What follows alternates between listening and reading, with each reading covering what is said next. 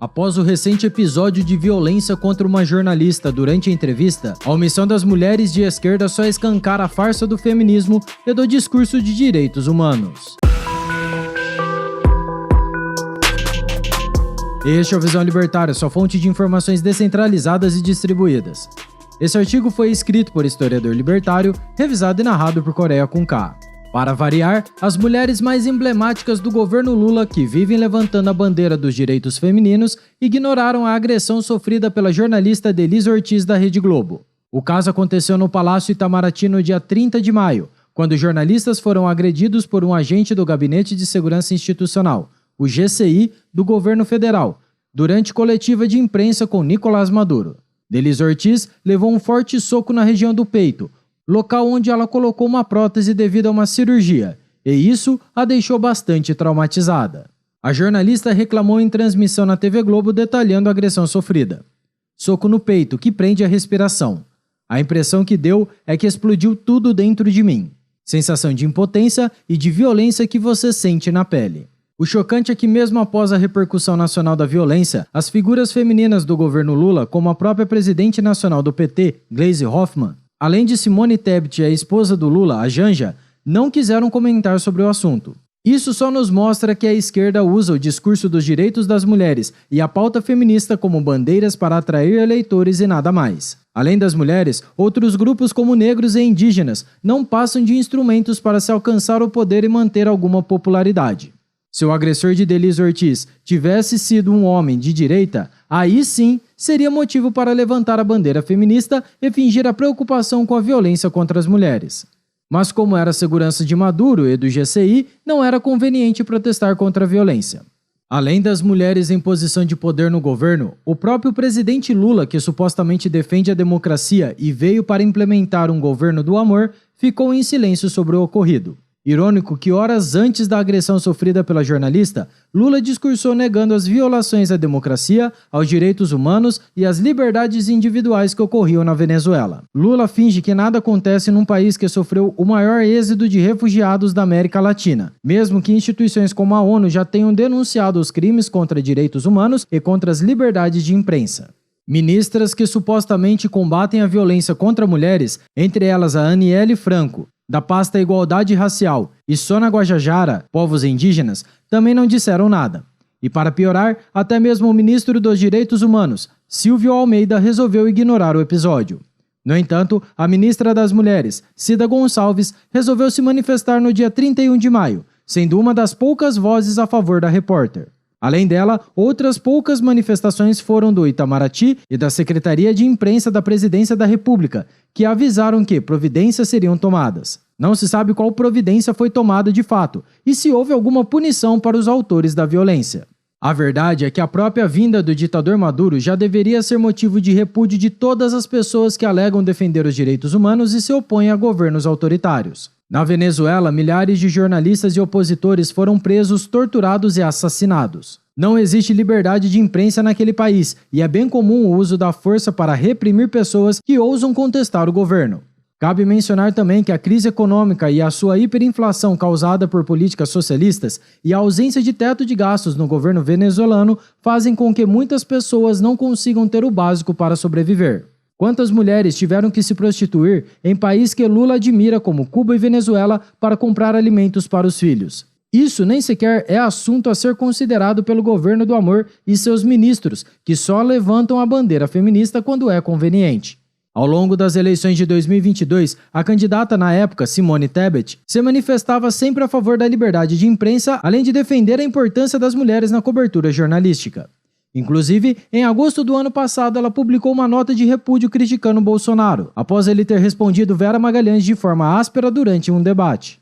Claro, é nítido que sua manifestação tinha a intenção de mostrá-la como boa moça e preocupada com as mulheres, mas isso não passava de uma propaganda pessoal.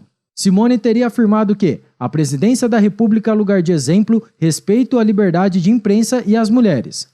Por ironia do destino e por fome de poder, ela própria acabou se aliando a um amante de ditaduras que disse inúmeras vezes que iria regular os meios de comunicação. Este ano, para variar, ela esqueceu tudo o que disse no passado sobre as mulheres. Já a deputada Gleisi Hoffmann, que há anos tem sido a principal voz feminina do PT, adora defender os jornalistas que compactuam com sua causa, quando são atacados de alguma forma. Um exemplo é que este ano, Gleisi se manifestou após uma suposta agressão a um jornalista com histórico de se posicionar favorável às pautas do governo atual. Após a imprensa veicular que um deputado do PL, Mário Frias, teria desferido um soco no jornalista, Gleisi usou suas redes sociais para dizer que parlamentares apoiadores de Bolsonaro estariam agredindo jornalistas. No entanto, alguns vídeos foram revelados e mostraram que não houve agressão física. No dia 31 de maio, um dia após a agressão à jornalista da Rede Globo, a esposa de Lula participou de um evento juntamente com a ministra das Mulheres. Em seu discurso, ela mencionou a misoginia e preconceito contra mulheres. No entanto, não mencionou o caso de Delís Ortiz. A hipocrisia é tanta que Janja publicou fotos nas suas redes sociais ao lado do ditador da Venezuela, sendo que ele é acusado pela ONU de torturar jornalistas e estuprar mulheres contrárias ao regime. Não é possível que ainda exista alguém que acredite nessa farsa, na narrativa da esquerda política e suas hipocrisias. Eles adoram posar de virtuosos e bondosos, mas se omitem aos crimes praticados pelos ditadores de esquerda. Felizmente, por outro lado, alguns senadores e deputados protocolaram moção de repúdio contra a visita de Nicolás Maduro. Entre eles, o senador do Partido Novo, Eduardo Girão. Já na Câmara dos Deputados, Marcel von Hatten, também do Novo, apresentou moção de repúdio à visita oficial de Maduro ao Brasil. Na justificativa, o deputado escreveu: "A vinda do ditador Nicolás Maduro ao Brasil sinaliza grave mensagem do nosso país no cenário político internacional. No mínimo, omissão e complacência do atual governo brasileiro com o regime ditatorial, corrupto e opressor que por ele é mantido na Venezuela. Não é demais lembrar os incontáveis desrespeitos aos direitos humanos e a destruição do Estado de Direito na Venezuela." E o deputado federal Messias Donato, do Republicanos, protocolou na Comissão dos Direitos Humanos uma moção de repúdio ao presidente por receber o ditador da Venezuela. Ele ainda ressaltou que, diariamente, venezuelanos fogem do regime ditatorial de Nicolás Maduro em busca de uma vida minimamente digna, sendo muitos desses recepcionados pelo próprio Brasil. Em setembro de 2022, a ONU divulgou um relatório que revela que as agências da inteligência da Venezuela, tanto civis como militares, atuam coordenadamente para reprimir a oposição, cometendo crimes contra a humanidade. O relatório da Missão Internacional Independente de Apuração de Fatos das Nações Unidas sobre a República Bolivariana da Venezuela descreve os papéis desempenhados por diversos indivíduos em diferentes níveis de comando dessas agências. Relatórios anteriores já haviam destacado o envolvimento de agências de inteligência militar e civil em violações de direitos humanos desde 2014. Para a ONU, algumas dessas violações constituem crimes contra a humanidade. O relatório da missão documenta 122 casos de tortura, violência sexual e outros tratamentos cruéis, desumanos e degradantes perpetrados pelas entidades. Elas também torturaram ou maltrataram detidos, incluindo políticos da oposição, jornalistas, manifestantes e defensores dos direitos humanos, principalmente no centro de detenção El Helicoide, em Caracas. As agências utilizaram violência sexual e de gênero como forma de tortura e humilhação. As autoridades venezuelanas não investigaram nem processaram os responsáveis, nem proporcionaram reparação às vítimas. As violações e crimes continuam ocorrendo atualmente e muitos dos funcionários investigados pela missão ainda trabalham nessas agências, alguns inclusive foram promovidos. O relatório da ONU revela como essa máquina repressiva foi acionada pelo ditador venezuelano e seus aliados, como parte de um plano do governo para reprimir críticas e oposição.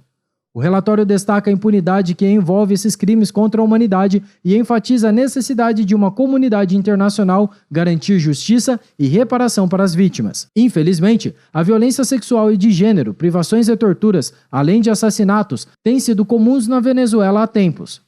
Mesmo assim, a esquerda brasileira, que adota a narrativa de que estão defendendo os direitos humanos e de que defendem a democracia, de nada falam sobre os fatos. Nunca foi sobre as mulheres e seus direitos, mas pelo poder.